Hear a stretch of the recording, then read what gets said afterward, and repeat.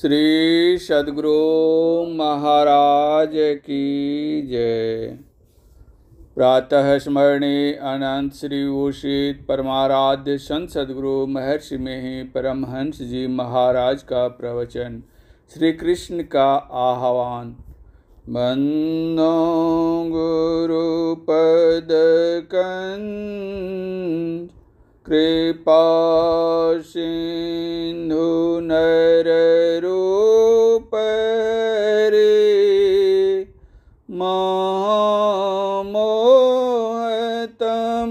पुंज जासु वचन रवि करनिक।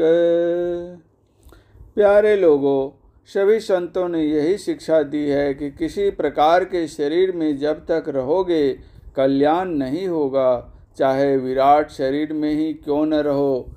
एक शरीर से दूसरे शरीर में जाना आना होता है। जीवात्मा का मरण शरीर में रहना, बारंबार जन्म मरण के चक्र में पड़ा रहना मरण वाला जीवन होता है। इसमें कभी कल्याण नहीं हो सकता। इसलिए ऐसा यत्न होना चाहिए कि किसी शरीर में नहीं रहो। किसी शरीर में नहीं रहना अमर जीवन है। आत्मा अमर है ही है, किंतु मरण शरीर में रहता है, इसलिए उसका मरणशील जीवन होता है। इसीलिए उस जीवन को त्याग देने योग्य है। इसके लिए ईश्वर को पहचानो, भजन करो, किंतु यह भी याद रखो कि कोई अद्भुत शक्ति वाला शरीर क्यों न हो, यह माया रूप है। इन माया रूपों के दर्शन से ईश्वर का दर्शन नहीं होता। इससे माया के बहुत बड़े बड़े काम होते हैं। माया के बड़े बड़े काम होने पर भी यह न समझ लो कि माया से आने वाली सारी आपदाएं मिट जाती हैं। शरीरधारी भगवान और इसमें व्यापक भगवान दोनों को जानिए। शरीर कृष्ण काले शरीर वाला और स्वरूपतः कृष्ण।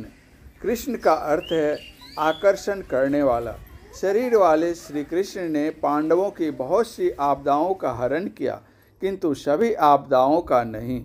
संसार में धन, पुत्र और प्रतिष्ठा का चला जाना बहुत हानि है। पांडवों की प्रतिष्ठा भी गई। राजसूय यज्ञ में मातहत राजा लोग टहल करते थे। दुर्योधन भंडारी था। दिगर राजाओं में कोई द्वारपाल थे, कोई कुछ काम करते थे। इतनी बड़ी सभा में राजा के पहनने के वस्त्र को ले लिया गया। अपने से ही राजसी पोशाक को हटाकर सिर नीचा कर लिया। एक बड़े आदमी का इतना अपमान हुआ। द्रौपदी की साड़ी खींची गई। यह कितनी बेइज्जती है। बाद को वनगमन किया। राजा विराट ने जुआ खेलते समय पासे से युधिष्ठिर को मारा। सिर से खून जाने लगा।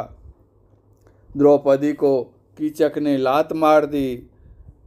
दुर्वासा 60,000 शिष्यों के साथ वन में भोजन मांगने युधिष्ठिर के पास आए। युधिष्ठिर के पास सूर्य की दी हुई एक हंडी थी। जिस हंडी से बना हुआ भोजन कितने ही लोगों को खिलाया जाता था, लेकिन वह घटता नहीं था। जब द्रौपदी भोजन कर लेती थी तभी उस हंडी का भोजन समाप्त होता था। जब दुर्वासा जी ने युधिष्ठिर से भोजन मांगा तो उस समय हंडी का भोजन समाप्त हो चुका था। फिर भी युधिष्ठिर जी ने दुर्वासा ऋषि से कहा कि आप अपने शिष्यों के साथ स्नान करके आवें। वे लोग स्नान करने चले गए। युधिष्ठिर जी ने द्रौपदी से जब भोजन तैयार करने के लिए कहा तो द्रौपदी ने कहा कि भोजन तो समाप्त हो चुका है।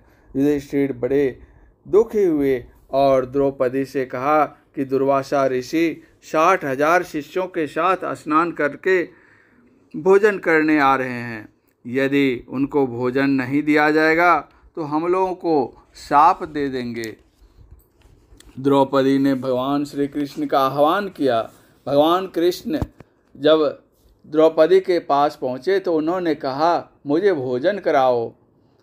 द्रौपदी ने कहा, भगवान भोजन के लिए कोई चीज़ मेरे पास नहीं है। सूर्य की दी हुई हंडी भी खाली है। भगवान ने कहा कि कुछ भी खिलाओ। द्रौपदी हंडी में लगी हुई साग की एक पत्ती भगवान श्री कृष्ण को देती है। भगवान उसे खा गए। परिणाम यह हुआ कि दुर्वासा ऋषि स्नान करके जब युधिष्ठिर जी के यहाँ आने लगे तो सबके पेट फूलने लगे। दुर्वासा जी ने सभी शिष्यों से कहा, जल्दी भागो, नहीं तो बहुत बड़ा अनिष्ट हो जाएगा। वे सब के सब भाग गए। युधिष्ठिर जी इस आपदा से बचे, किंतु संतान नाश, धन की हानि हुई। भगवान के चले जाने पर अर्जुन की क्या हालत हुई। पंजाब में थोड़े ही लोगों ने उनको लूट लिया।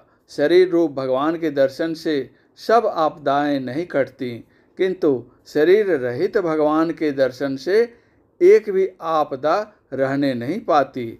संतों की यही युक्ति है कि शरीर में रहो ही नहीं।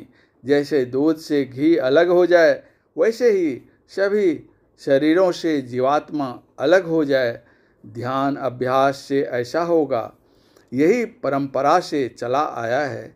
विवेकानंद स्वामी ने कहा कि बहिर्वृत्ति को अंतर्मुखी करो। जो इसके प्रयोग को जानता है, अभ्यास करता है, कुछ अनुभूति होती है, तो उसको ऐसा होता है कि वह बारंबार उसी ओर देखना चाहता है। जिसको कुछ मालूम हो जाता है, उसकी दृष्टि अंतर की ओर हमेशा लग सकती है, बाहर से हट सकती है। जब किसी का ध्यान भीतर में लग जाए, ध्यान के दो प्रकार हैं। एक मोटा ध्यान है, जैसे कबीर साहब के वचन में सुना, मूल ध्यान गुरु रूप है, मूल पूजा गुरु पाँव। मूल नाम गुरु वचन है, मूल सत्य सतभाव। गुरु रूप भगवान रूप किन्हीं के स्थूल रूप का ध्यान करो, किंतु इतना ही ध्यान नहीं है। अभी आप लोगों ने सुना कि ध्यान को ध्यान नहीं कहते हैं, शून्यगत मन को ध्यान कहते हैं। इसीलिए शून्य ध्यान असली ध्यान है। श्रीमद् भागवत में भी शून्य ध्यान का वर्णन है। दृष्टि साधन की क्रिया से शून्य ध्यान होता है। मन में कुछ नहीं रहे और बिना कुछ बात मन में रहे, शून्य में मन लगा रहे, यही दृष्टि योग है। शून्य में मन को लगा कर रखना बिंदु ध्यान है। फैलाव से सिमटाव में आवे, बिंदु ही सबसे विशेष सिमटाव हैं। बिंदु ध्यान से पूर्ण सिमटाव हो जाता है।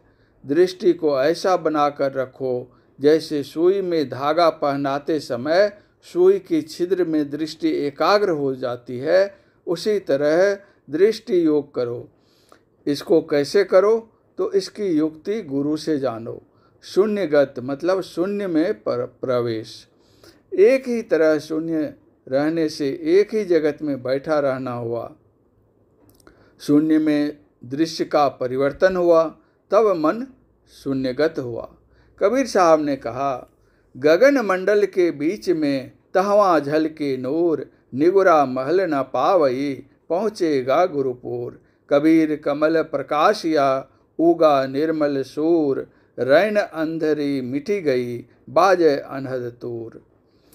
बिंदु ध्यान से मन शून्यगत होता है और शब्द ध्यान से भी मन शून्यगत होता है।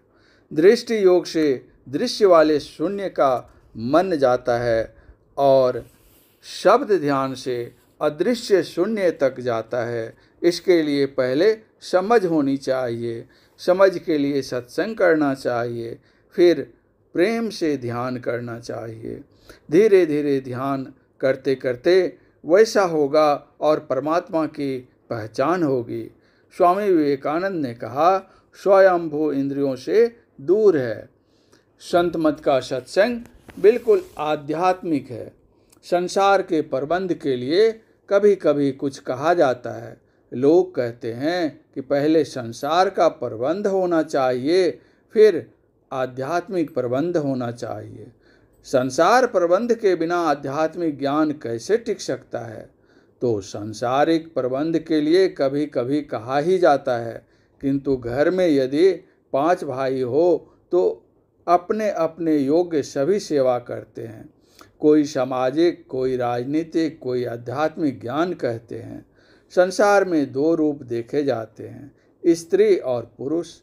इन्हीं से सारी जीव सृष्टि है।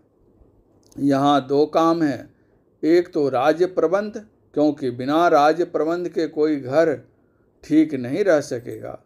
दूसरा, स्त्री पुरुष का वैवाहिक संबंध। वेदों में मैंने इन बातों को बहुत देखा। वैवाहिक संबंध जिस देश में गड़बड़ होगा वह देश एकदम खराब हो जाएगा, और जहाँ राज्य प्रबंध ढीला हुआ वहाँ दूसरे आकर बैठ जाएंगे। वैवाहिक संबंध के लिए अपने कुल में जैसा व्यवहार है उस तरह बरतें। इस तरह जो बरतते हैं वे ही ठीक सत्संगी और सत्संगिनी हैं। वैवाहिक संबंध का जो नियम है उसके अनुकूल जो रहे तो व्यभिचार नहीं होगा।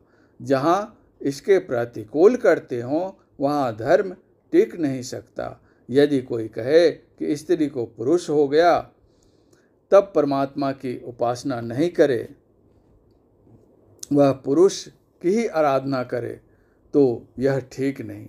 ईश्वर की भक्ति स्त्री पुरुष सब के लिए है, किंतु हाँ, कोई कोई ऐसे भी पति हैं जैसे भूपेंद्र नाथ सान्याल जी हैं।